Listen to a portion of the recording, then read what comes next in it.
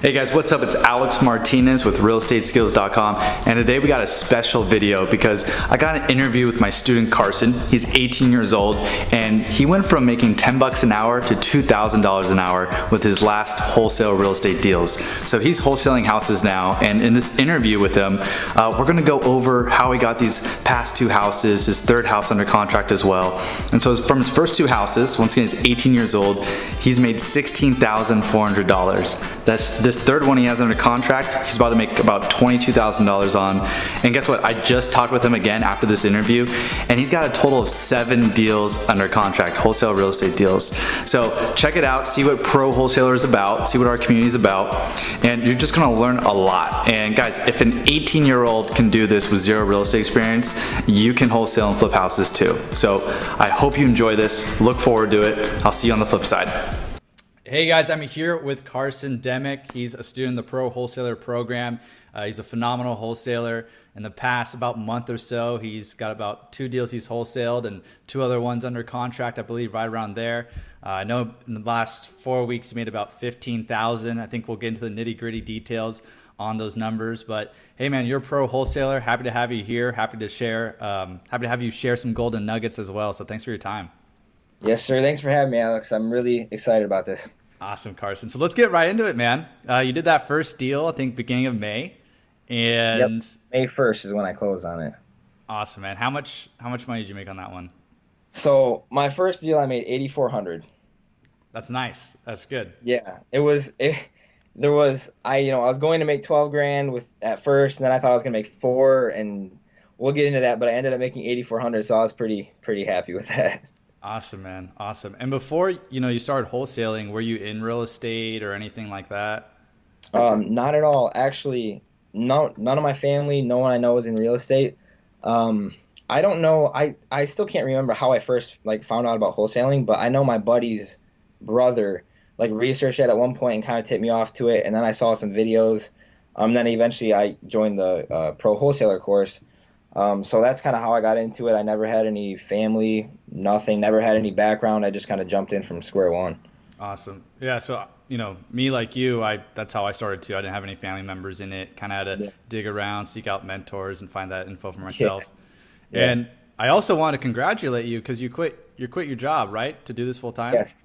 Yes, I did.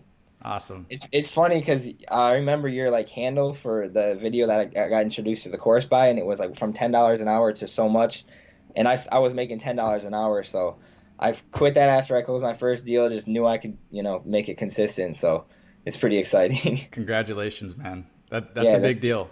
There's a lot of people that want to get into wholesaling, they don't have the right path, or they kind of get in their own way. Mm-hmm. But you're someone who's not only done his first deal, he's done his second one. You have a couple other under contract right now. And so let's kind of get into your secret sauce, man. We were talking a little bit before this about the power of consistency. And I think in all things in life, in success, that's probably one of the most important things. And I think for a while you're trying to get deals, but it wasn't until you were really consistent and probably committed to this and say, hey, I'm going to make this happen no matter what, that things started really clicking. Yeah, so I'll kind of start back from square one. Cool. I want to say I joined the course it was either September or October of 2018. And then I had a power washing business that was going pretty well, and then I ended up breaking my foot in August, so right before I joined the course. And then I ended up just kind of staying at home and doing nothing. I just was playing video games, and I had the course, and it was I would be sitting there playing, and in my mind I was I should be making calls right now, but I don't want to make calls.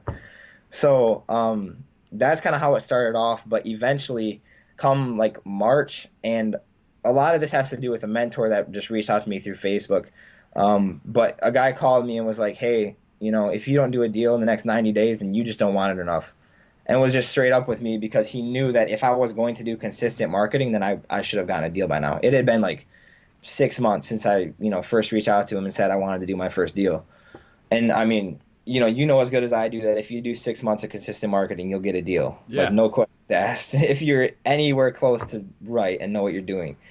So, I mean, I started consistently marketing. It was the beginning of March. And then it was crazy. I went through And maybe this is divine intervention. Maybe it's, who knows? But I went through and I said like some of the affirmations on your affirmations list.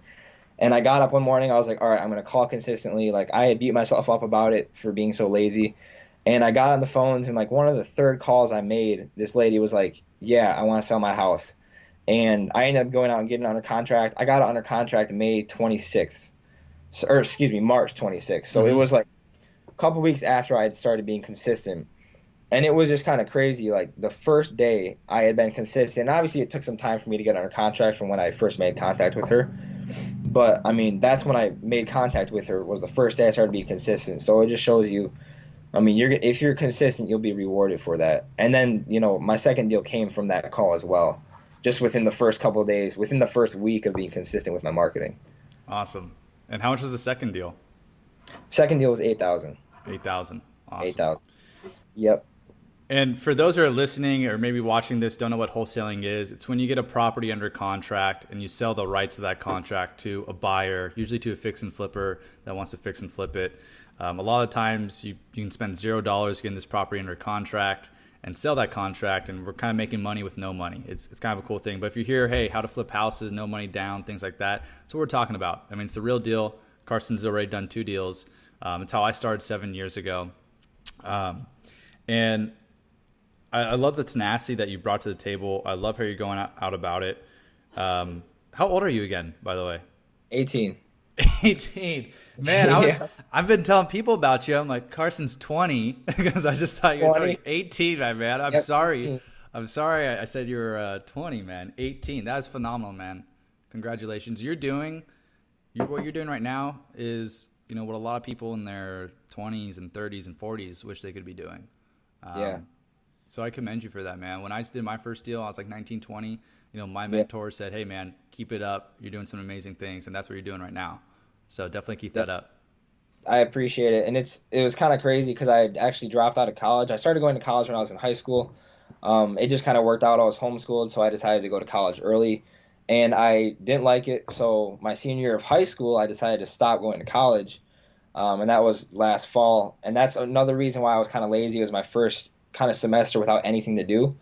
But I just decided to go full into real estate. I had seen people like you who are, young, who have been successful, and I figured if these guys can make this much money, like I can make a living off this. So I just kind of went full force and just kind of took a leap of faith there, but it's been awesome. Awesome, man. Yeah, I mean, that's what it takes. You have to take that leap of faith. You have to go ahead. You have to move forward. Most importantly, take action. Yep. I love that one day you decided, hey, I'm going to be consistent about this. Divine intervention, whatever it was. Yeah, You got whatever. that first deal. I know, because it's like it's not guaranteed that after a day of consistency you get a deal, but I think it was just that buildup of like I don't know what it was, but it was just so many times I've tried to be consistent, and then I finally was, and I got rewarded for it, I guess. Awesome, man. Awesome. And I know a lot of beginners have this question of like, how do you find those buyers for your deals, right? Sometimes people think that it's so hard to find these buyers. I don't really think so. In the training, I go over how to find the buyers, but I want to go over how you found the buyers for your deals. And then also if we can get into like, how long did it take from when you got the property under contract to when you wholesaled it, made your assignment fee? Okay, so like you said, I don't think it's hard to find buyers either. I mean, there's more investors than wholesalers, and if there's a good deal, people are going to want it. I mean, that's just, you just got to put it out there for people to see. So I went through 3 buyers with my first deal. One backed out on me. I kind of backed out on another, and then the third finally closed. It went awesome, but it was kind of crazy. It was an emotional roller coaster, to be honest, because in my head, the first buyer I had called from the same list that I got the seller from, and he was like, "Well, I'm not interested in selling, but I'm interested in buying." And he mentioned like the same area that literally the same area that I got, like the next phone call was a seller. And so I was like, "Oh, well, like perfect. I already have a buyer lined up." Yeah. So he came out to the property. I had actually gotten the property under contract for 23,500, and I had texted a realtor I knew who wholesaled, and he was like, "Yeah, you could probably sell it for 35,000." So I was like, "Okay, like that's 11,500. That's a pretty good payday." Mm-hmm. And so I met the guy at the property. He went and looked at it. He had his contractor looked at it, and he was ready to go at 35,000. So I mean, it was, and I had thought too, like this is just too good to be true. Like it's been like a week since I got it under contract, and I already have a buyer that wants it for 11 grand. So I kind of started to imagine like, all right, I'm gonna buy a motorcycle. Like I have all this money. Like it kind of went crazy. But anyway, I sent the guy the assignment contract, and I had used an assignment contract that I had gotten from another wholesaler locally, Okay. and it had said that the EMD, the earnest money deposit, was supposed to go to the wholesaler directly instead of a title company. And then the investor also wasn't really familiar with wholesaling, so I don't think it was 100% my fault that it fell through. But he said he wasn't comfortable with it, and when he sent me the email, I was like, oh no, like it was all set up. And I called him and I said, hey Matt, like I'm going to fix it. Don't worry, I'll get a new contract. I'll send it over. We'll put the deposit to the title company. We'll be good to go. And so I sent him a new contract, and I was outside. I'll never forget it, but I was outside like grilling chicken, and I was like all happy because I had sent him a contract and I was gonna get it done. And he sent me an email and said, "There's too much hair in the assignment. Don't ever send me any other properties. Thanks." And I was just like I What? just my hand over my face. And this guy, I know he had money. I know he was a serious buyer, but he wasn't really familiar with wholesalers, so he just backed out on me, and it was just like, man, like it just it killed me. But I knew that I would be able to find a buyer. So from there, I went and I was telling you earlier, I made just kind of sheets. Like I put a picture of the home, some Uh-huh. details, price, and that. And then I went to a meeting, one of the ones you recommended for finding buyers on your Hmm. course, and I started handing them out. And the first guy I handed it out to, um, he was like, well, I know he was a realtor. He was like, I know someone who wants this. Like, this is a good deal. And then right after, during that meeting, the guy that he texted about it called him and was like, yeah, I'm interested. So I was like, well, perfect. I have a buyer. And then I ended up talking to one of the speakers after, who was a fix and flipper and a landlord. And he was like, well, I'm also interested, but he said, like, I'm not going to give you what you're asking for it. He's like, I'm not going to pay that price, but I'm interested. And I was like, Hmm. okay, like, whatever, maybe we'll negotiate. I think I'd had it listed for 30. I think I had it listed for 32,000, something like that. Okay. But anyway, so the next morning, I get a text, and it says, or no, it was that night, and it said, set an appointment for tomorrow at 11 a.m. Period. And it was kind of a rude text. Like looking back, it was all kind of crazy. But anyway, I thought it was the guy who the realtor had referred me to. Hmm. So I was kind of expecting, like, I wasn't expecting to have to negotiate. Like, this guy was super nice. Like, I thought, it was gonna go well. But anyway, this other guy showed up, and when I realized it was him, I was like, oh dang. Like, I would rather meet the guy who's gonna lowball me after to see if I need to accept his offer if I don't have a buyer. Hmm. But anyway, he met me there. He looked at the property, and I'll try to make this story quick, but That's fine. Oh, this is ended great. up we were negotiating, and he just like totally lowballed me. He just messed with my head too. Like, this is my first deal. He was like, so how much do you want to make? And I was caught off guard. I was like, why does that matter? Like, either the property is a good deal for you or not. And I was like, well, I want to make 10,000.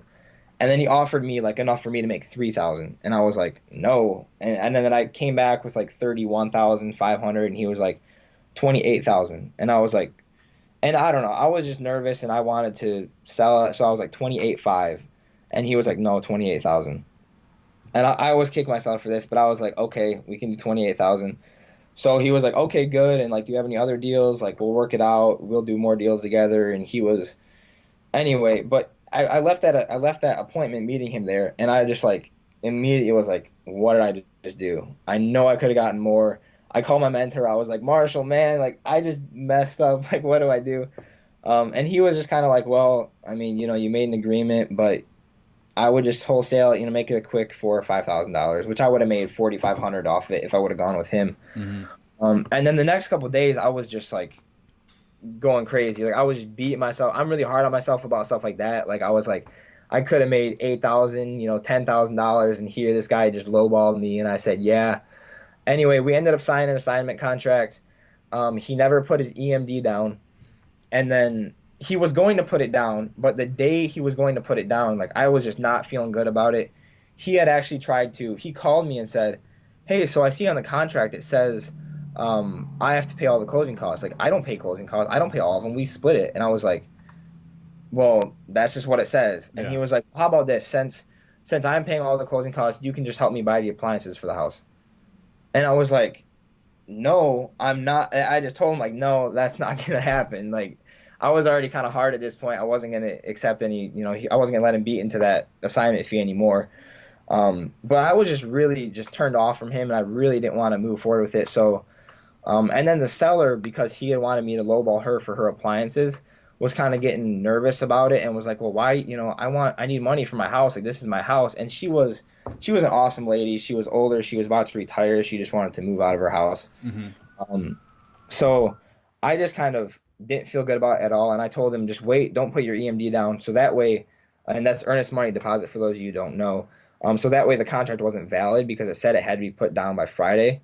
And then from there, I was just going to kind of go feel things out and reevaluate, but at least I had the option to go another route. And I don't recommend like doing that to buyers. It's not really anyway. So he ended up not putting the deposit down.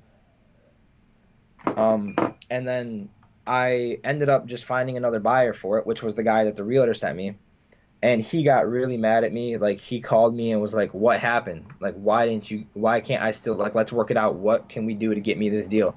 And I was like, and I had called my mentor about it. I was like, "Well, me and my mentor are just taking it down a different way.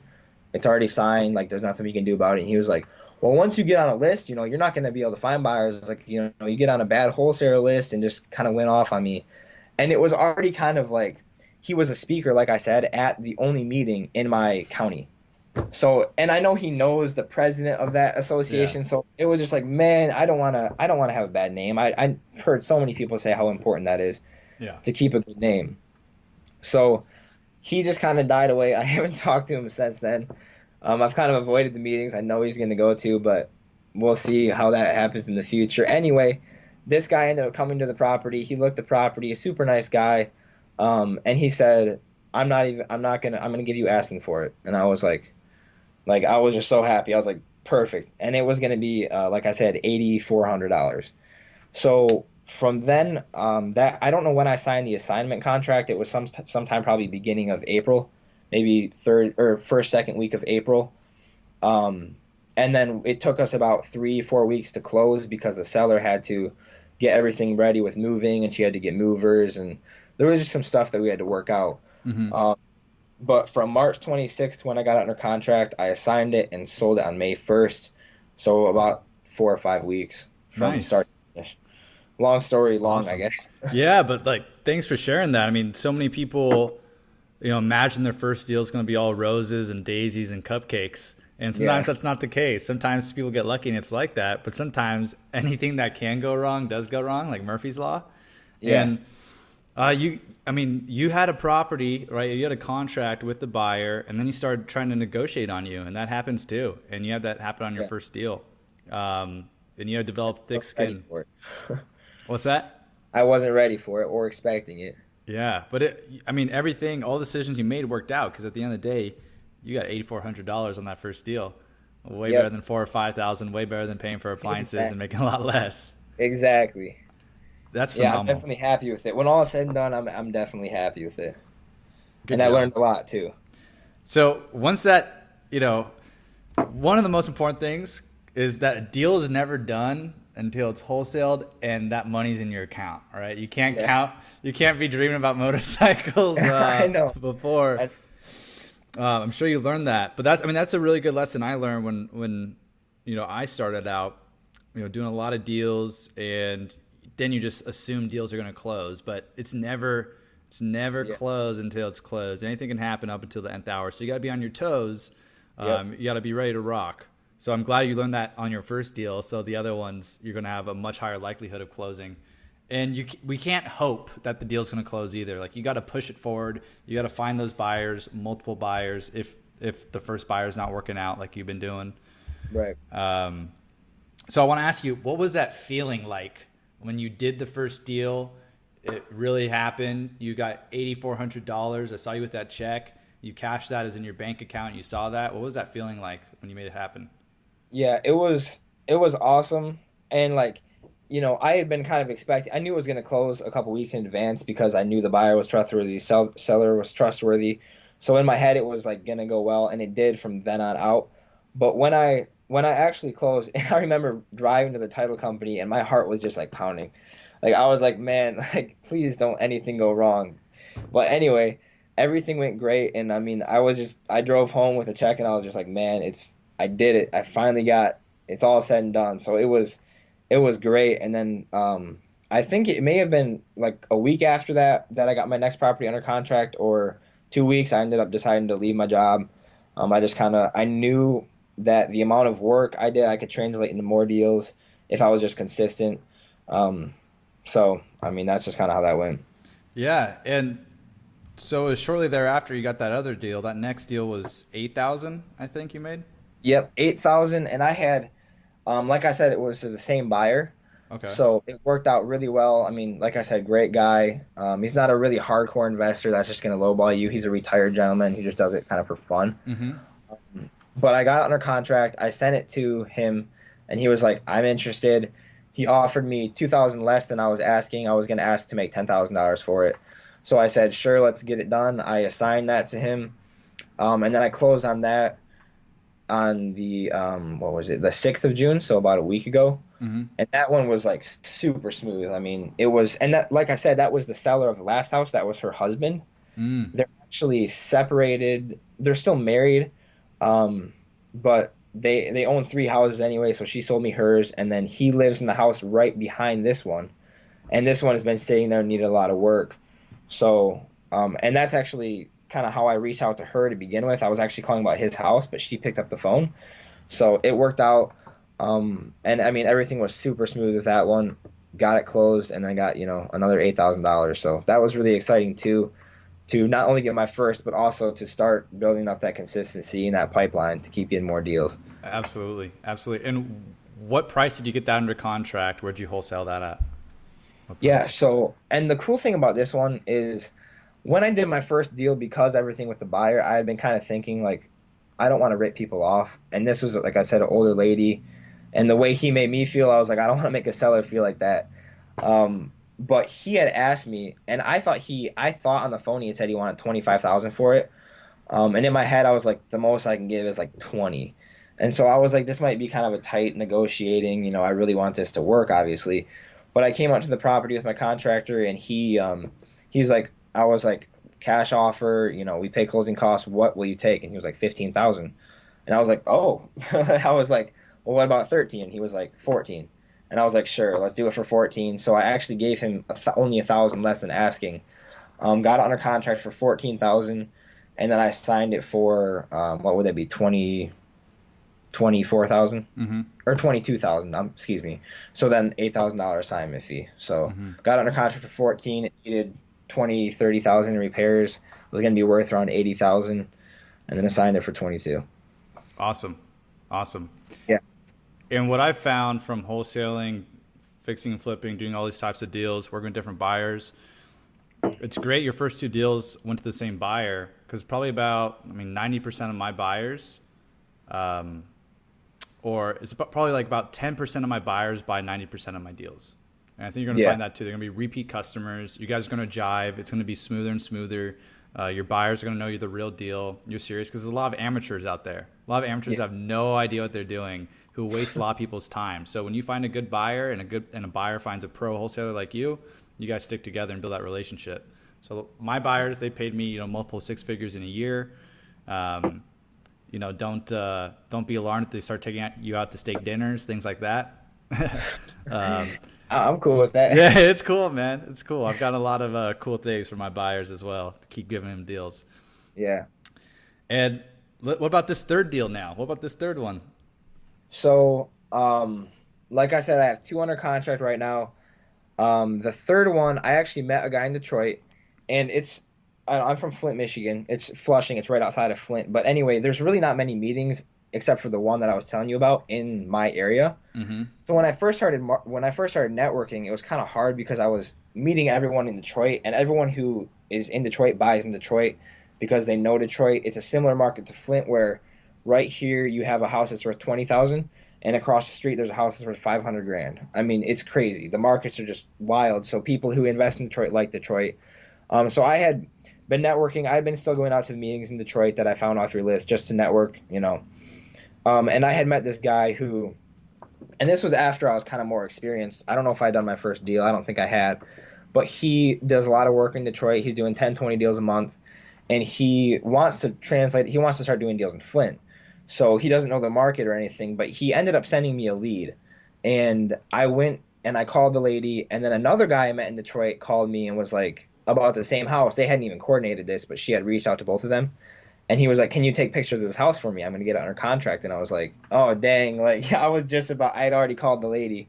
But anyway, I went out, took pictures, and then this guy, the guy Steve, who sent me the lead, kind of realized I was serious. He knew I had closed the deal, so he sent me a bunch more leads. And that was, I mean, what day is it today? Monday, Tuesday. Today's Thursday. But anyway, Yeah. Thursday, I don't know. He sent me the leads sometime last week, and then within like 2 days of him sending me the leads, I had gotten one under contract for him, and we were just going to split it 50-50. So he was really excited. He, realized I was serious. I was excited too to be able to call him 2 days after he sent me the names and numbers and be like, "Hey, I got one under contract for us." So that was the one I got under contract last week, and that one's actually going to be a pretty big deal. We have it under contract for 38,000. Mm-hmm. And I sent it out at 60,000 to the buyers, and we have quite a few people who are interested. So I'm going to do a showing this weekend and hopefully have that assigned by early next week. Definitely. Awesome. Yeah, looking like a $22K wholesale fee, and you're going to split that 50-50, kind of do a Yes. co-wholesale deal. Yeah, and that's just kind of how he wanted to work it out, and I think that's fair. Yeah. I mean, I may have spent 10 hours total on the deal, Mm-hmm. so for 11 grand, I'm not going to complain. Over $1,000 per hour. It's not bad. Exactly. It's better. It beats $10 an hour. Yeah, just a little bit. Just a little bit. It's crazy. Awesome. And then I know we got one more. I definitely want to chat about that one real quick too. What's the other one looking like that you have under contract? Yeah, so this one's actually, it's kind of a interesting deal. It could go good, it could go bad. But I put out a bunch of bandit signs. I don't necessarily recommend bandit signs, but I just wanted to do it for fun. Mm-hmm. And I put out some bandit signs, and as I was driving home from putting them out, some guy called me and was like, "Hey, I see your sign. I just got a house from the land bank on an auction or a tax sale, something like that, and I wanted, if you want it for 39,900, you can have it." And I was like, "Well, let me see what this thing's worth." So I ended up going and looking at it. It was vacant. I just got in. He didn't even have to meet me there. So I looked at it, and I had a realtor run some numbers for me, and he said it was worth about 100,000. So it needs like maybe 20,000 repairs. So there's definitely a deal there. So I went and I went and looked at the numbers a little more. Decided just to get it under contract. I sent the contract to the guy last night, and he called me yesterday because he had never done like an online signature. So I kind of walked him through like, what to click on the doc hub and everything. And he, it was kind of crazy. So we finally got it signed. And then as soon as we signed, like he kind of started yelling at me like about the contract. He was like, well, because he's been investing for like 40 years. So he kind of got the vibe that I was going to wholesale it. I don't know how. I mean, I probably said something, but anyway, he was like, well, you don't have anything tying you down to this property. You didn't put a deposit down or anything. And I have to, obviously I'm obligated to perform if you want to buy it, but you don't have to buy it because there's a clause in the contract I used that said if we can't find funding, then we can back out without any repercussions. So he read that right after he signed and was like, just kind of yelled at me like, "You're just going to pitch my deal, and if you don't sell it, I'm screwed," and da da da da da. And I was like, okay, like I handled it pretty well. I was like, all right, like let's not worry about it. Like I'll see what I can do. Let me call my partner and see what I can do for you. He wanted $1,000 earnest money deposit for that, which I'm actually going to meet him tonight to give him for the property. Just because it's worth it to me. I have the money now from the other deals, and that's just what he needs for it to go forward. So, that was kind of crazy, but I ended up, like I said, worked it out. We're going to meet tonight for the earnest money deposit. And right after he signed and we got off the phone, I just signed and completed it just so it was completed regardless of the earnest money deposit. I'm not going to make him do something that he doesn't want to do. Like if he's not happy, then it's just going to fall apart. But like I said, I think it'll still be a deal. Even with the earnest money deposit, obviously that doesn't really change much. So I'm going to just do that tonight and then hopefully find a buyer for it. I had a buyer offer me 40,000 today. Nice. So, you know, for 100, I mean, I have it under contract for 39,900. Oh, But I figured like at least I won't lose my earnest money deposit if I sell it to this guy, and I'll true. just make it a quick one, make it $100, which I don't care about, but at least I won't lose my earnest money deposit, and then there's a chance of me making more, depending on who's buying it, who I pitch it out to. Yeah, for sure. For sure. A lot of opportunity there if you only have one buyer look at it. Hmm. Man, well, that's awesome. We went so in depth on all four of those deals, Carson. I definitely Yeah. appreciate that. I know anyone here who's doing deals or starting out is probably going to get a ton of value out of here. See how to So find these deals, the things that can come up so they're more prepared, um, how to look at deals, how to analyze deals. And also, everyone, partner up with Carson, do deals if you're in Michigan. yeah, definitely, He definitely reach out. he knows what he's doing. In our pro wholesaler community, we've had other students partner up as well. I know Jeff and Edgar have done co-wholesale. We Okay. share deals sometimes. So, yeah, it's pretty good. And co-wholesaling is just basically when you split the wholesale fee 50-50. Maybe someone finds the buyer, someone finds the deal, and you guys work out together. I've done a lot of those types of deals. It's a great way to keep making money, to monetize each and every deal. And now I want to ask some tips from you, Carson, since you're Yes. fresh. You've got these deals. What's a massive or helpful tip for someone starting out who wants to start wholesaling, hasn't done their first deal? Just is mindset important? What's important to you and you think for someone?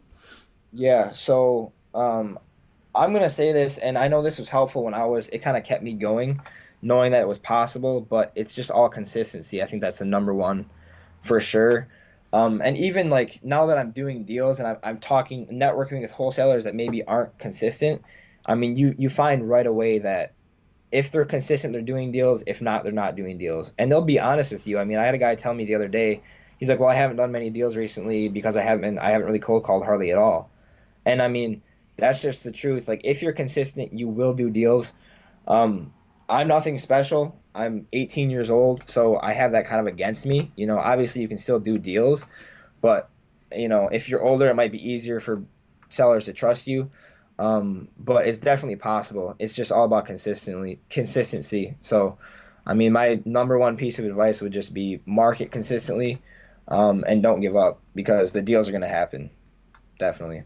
Awesome. Awesome. Absolutely. I mean, you take action, you put in the work, it's going to happen. It's not rocket science. It's pretty darn calculated. Just Yeah. most people aren't willing to put in the work. And if they're not going to put in the work in wholesaling, then whatever else they do is probably not going to work either if they don't put in the work. So as long as you commit to it, you'll make it happen. Carson's 18, making it happen. And, for someone starting out, would you recommend Pro Wholesaler, the community and membership, for someone who want to join and get started? Yeah, I would definitely recommend it. And one thing that I really like about the course is the list of meetings. Like obviously you can find those meetings on Google if you really wanted to, but like the last one I got under contract was from that list. So there's a lot of good resources that even like I've been doing off-market deals, which I'm not going to recommend, but even if you are, there's still resources that translate from the course to off-market deals or whatever, however you're going to find deals. Yeah, awesome. So happy that has helped.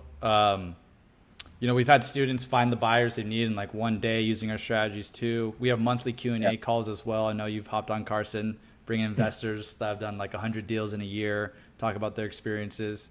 And man, I'm so happy to share this with the community, everyone else who wants to start wholesaling. Real estate skills, what we're about, realestateskills.com, is really achieving financial freedom through real estate. You're on track to do that. You're doing that right now. Yes, Um, sir. so very happy you could share and be here today, man. So thank you. Yeah, thank you, Alex. I appreciate it.